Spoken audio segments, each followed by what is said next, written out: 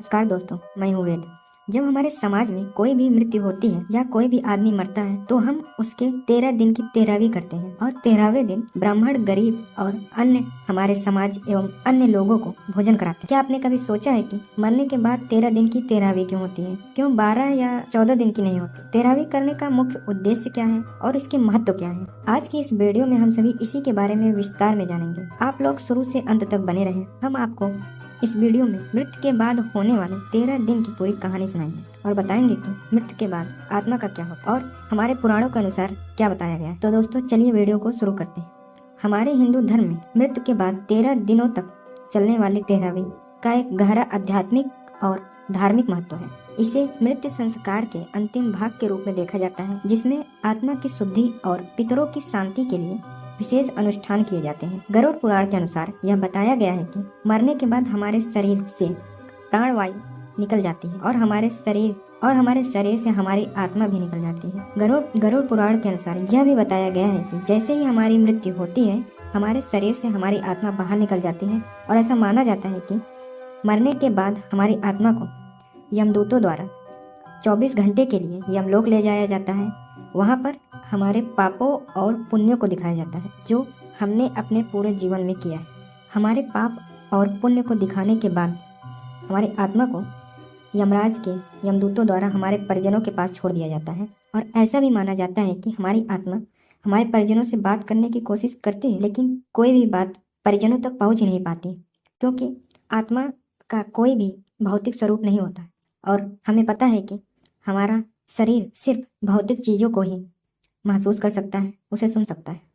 हमारी आत्मा गरुड़ पुराण के अनुसार 13 दिन तक हमारे परिजनों के साथ ही रहते हैं और मरने के बाद अपने परिजनों को ध्यानपूर्वक देखते हैं, समझते हैं कि कौन क्या कर रहा है, मतलब कि उसके मृत्यु के बाद कौन खुश है, कौन दुखी है। और पुराणों में यह भी बताया गया है कि मृत्यु के 10 दिन तक हमारी आत्मा के विभिन्न अंग तैयार होते हैं और 11वें और 12वें दिन हमारी आत्मा में मांस और हड्डियां बनती हैं। फिर 13 दिन के पिंडदान से हमारी आत्मा को यमलोक जाने तक की ऊर्जा मिलती है, जिससे वह यमलोक की यात्रा शुरू करते हैं। गरुड़ पुराण के अनुसार यह भी बताया गया है कि 13 दिन बाद जब आत्मा की यात्रा यमलोक की तरफ शुरू होती है तो वह लगभग यमलोक तक पहुंचने में 1 साल का समय लग जाता है। मतलब हमारी आत्मा को यमलोक तक पहुंचने में लगभग 1 साल लग जाता है। जिन लोगों का पिंडदान हुआ रहता है उन्हें यमलोक की यात्रा के दौरान कोई भी कष्ट नहीं होता और वह सुखपूर्वक यमलोक पहुंच जाते हैं। लेकिन जिन व्यक्तियों का पिंडदान नहीं हुआ रहता, गरुड़ पुराण के अनुसार यह बताया गया है कि जिन व्यक्तियों का पिंडदान नहीं हुआ होता उन्हें यमराज के यमदूतों द्वारा मृत्यु के बाद उन्हें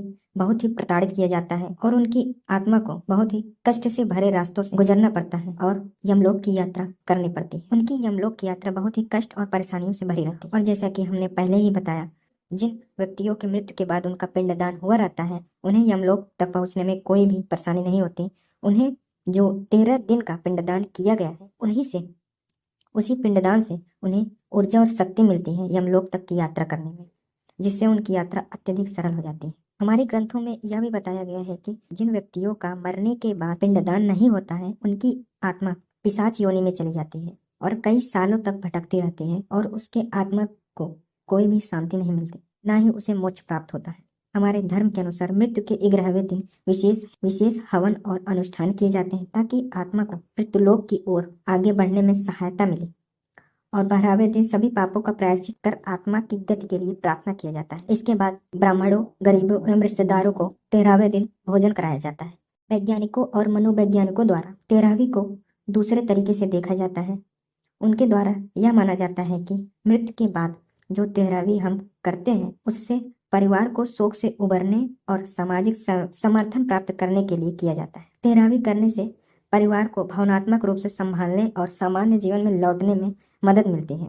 13वीं न केवल एक धार्मिक कृति है बल्कि यह एक आध्यात्मिक प्रक्रिया है जो आत्मा की मुक्ति और परिवार की मानसिक शांति के लिए की जाती है। यह परंपरा आज से नहीं बल्कि हजारों वर्षों से चली आ रही है और यह हमारे हिंदू धर्म के गहरे आध्यात्मिक सिद्धांतों पर आधारित है। तो दोस्तों, आशा करता हूँ कि आपको हमारे द्वारा दी गई जानकारी पसंद आई होगी। ऐसे ही महत्वपूर्ण जानकारी के लिए हमारे चैनल को सब्सक्राइब जरूर करें। धन्यवाद।